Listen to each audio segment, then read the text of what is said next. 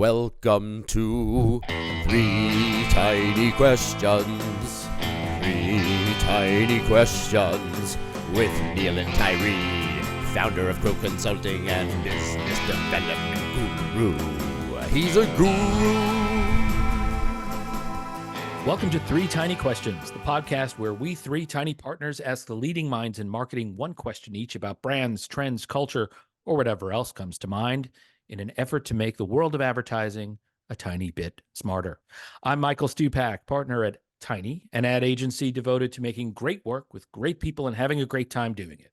And as always, with me are my partners, Tom Christman and Mike Rovner. Say, Hello. Hey, tiny darlings. Bonjour. Hello. On today's episode of Three Tiny Questions, we are joined by Neilan Tyree. Neilan counts himself among the rarest species in Adland, having dedicated himself singularly to new business for, oh my God, over 35 years. Since 1985, this gentleman has, wait for this, led business development and marketing at every successful agency you can name, done eight tours of duty with Chiat Day, helped lead the resurgence of JWT in the 2000s, and look how that went. Your words, not mine. That's not, yeah, that's I was there. It worked.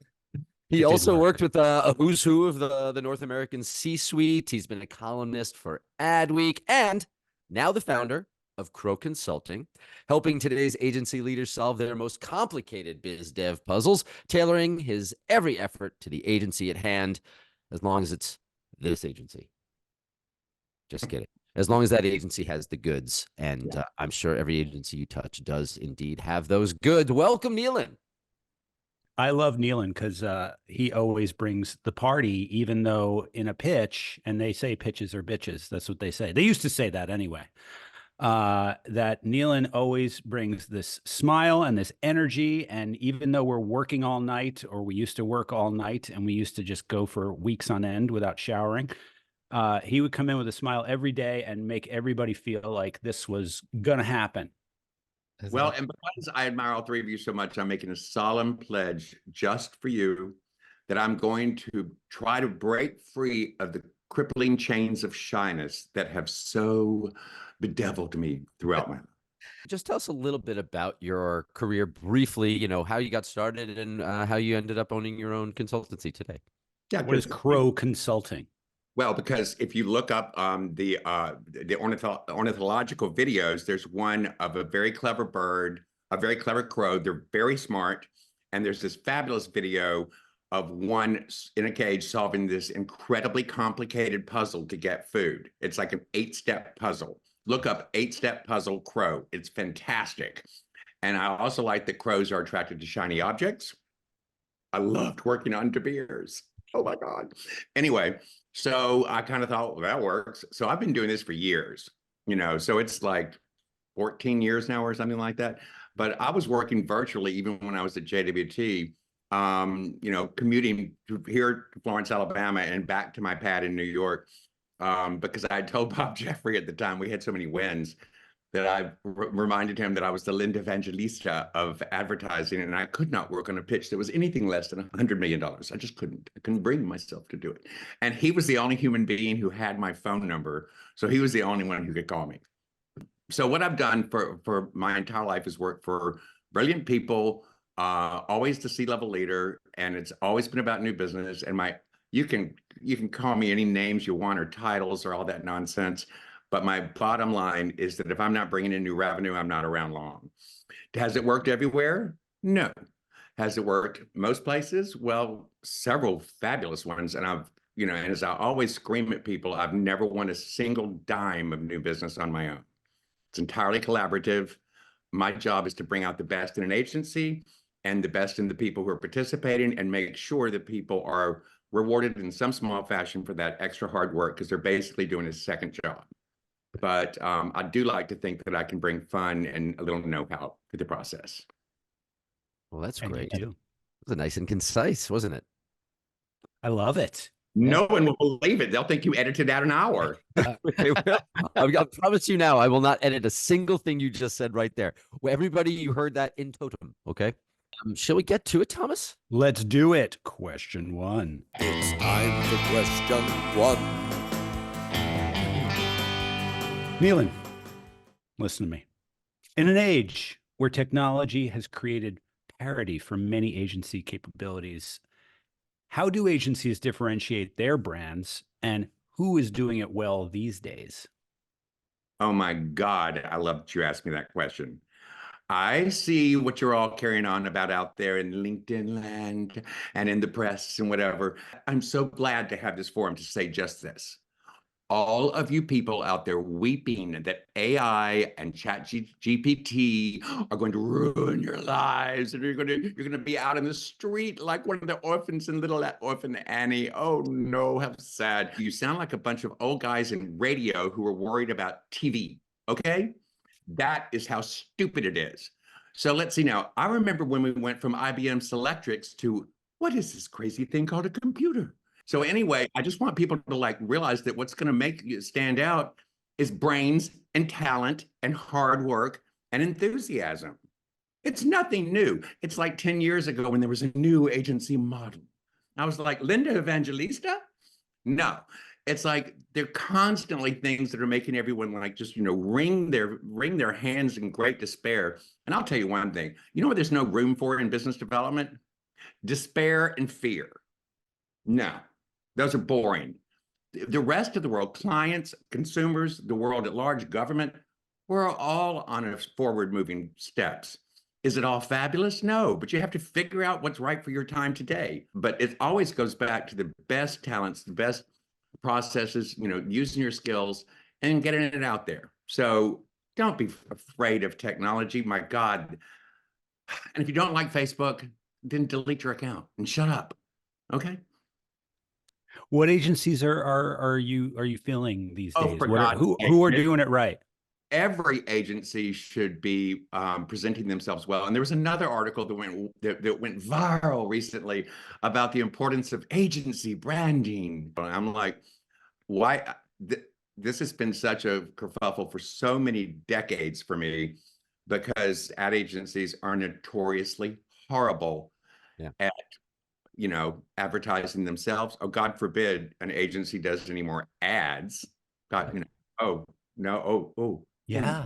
Yeah, I agree. And why are the agency's social media so bad? Let's put it on Facebook. Let's put it on Instagram. Let's put it on LinkedIn. Get that Xerox going. Boom, boom, boom, boom. All right, let's do question 2. That answer was so great. I have one more question. I'm keeping it to 1 today. We'll see. Michael's known for lying about keeping it to 1 question, just so you know. That's a little backstory. It's time for question 2. Do clients ask too much of agencies in their RFPs? And are they even asking the right questions? Another question that makes me want to guffaw with delight that I get the opportunity to answer it. For starters, the 4As, that august institution, has a whole new business section. And on there, they have a standardized questionnaire for clients. My belief is that none has ever availed themselves to said credentials, questionnaire, RFP, template. No. But here's the bottom line. We're never going to change what clients do for their RFP, not in a million years. Somebody's going to be having to put their footprints on it and earn, and get their props from the client side. So you can just stop crying about that. What you can do in advance, I'm not going to say who, because I'm not going to give away all my secrets, but I have one of the best, most robust questionnaires from a very important industry source. When I'm working with a new agency, my goal is to get them to be able to answer said questionnaire, whether they do or not.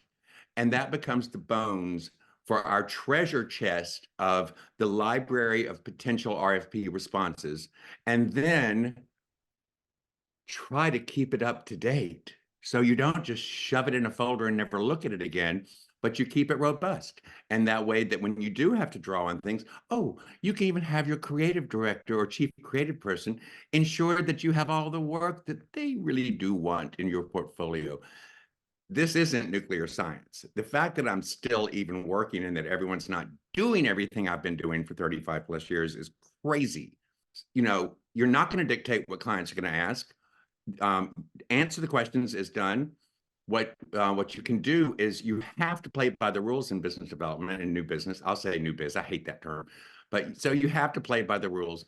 But if you're really good and if you're really smart, you'll find ways to break the rules, but don't break any rules about the stupid RFP. The one thing you can dictate is whether or not you wish to participate. And if it really has you so bent out of shape, respectfully withdraw. It's time for question 3. Whee-hee!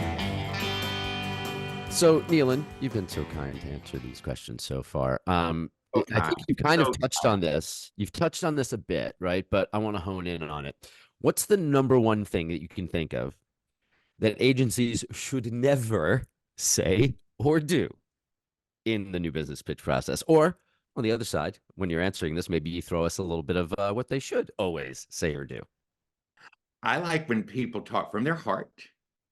I like when I'm in a room of people just with you 3 guys right now that I know y'all work together.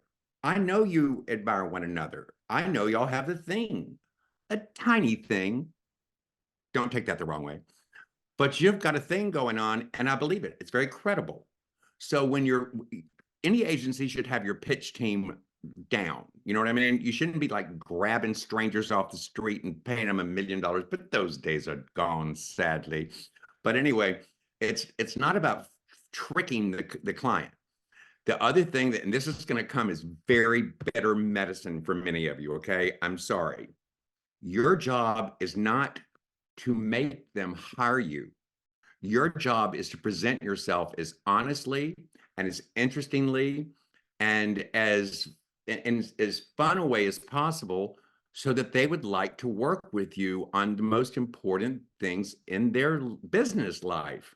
You cannot make them hire you. And here's the other thing. Here's the bitter pill. If they don't hire you, it's not the end of the world, okay? You have a 1 in 4 chance when you have the best all-star team imaginable, okay? It's just the way it is. If you're big enough to be in search-led pitches and big ones, then if you win, 1 out of 4, you're, hitting the ball out of the park.